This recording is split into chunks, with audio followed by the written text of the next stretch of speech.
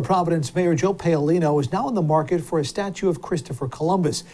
But not just any statue of the controversial explorer. The successful businessman is looking to buy the one that stood for decades here in Providence.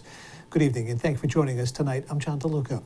That statue has been locked in storage since 2020 after years of being vandalized around Columbus Day. ABC 6 News reporter Daniel Coates picks up the story from there. John, I'm actually standing in Columbus Square where that statue stood behind me for over a century. And today, former mayor of Providence, Joseph Paolino, told me he's offering north of $50,000 to make sure that statue is preserved. Providence is looking for suitors to take the Christopher Columbus statue off their hands, including former mayor Joseph Paolino, fearing it may go to waste in the wrong hands. I want to talk to Rhode Island School Design. I want to talk to a lot of the local Italian-American organizations, nonprofit organizations in our state, and see where it can be preserved. The statue was removed from Columbus Square 3 years ago after being defaced and scrutinized by people like Bella Noka, a Narragansett tribal elder, calling the man's glorification a great lie.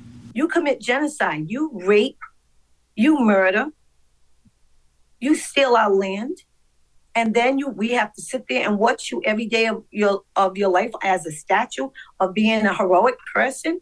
Because as strongly as I believe in what I believe, someone out there believes as strongly in what they believe. Rick Simone, who oversees Federal Hill and one of the biggest Columbus Day parades, believes the statue's meaning goes beyond the man. Do we say that that Christopher Columbus did everything perfect? No. Do we say that any historical figure did everything perfect? No.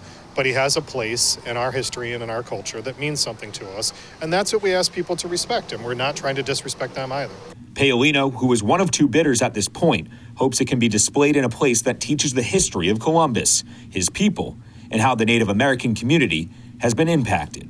It's been a symbol of Italian pride, and I don't want to see anybody make that pride, that monument, into scrap metal. The conversation around Columbus has been a lightning rod for decades.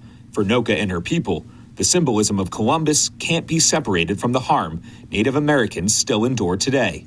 I'm certain someone somewhere has Hitler in their yard.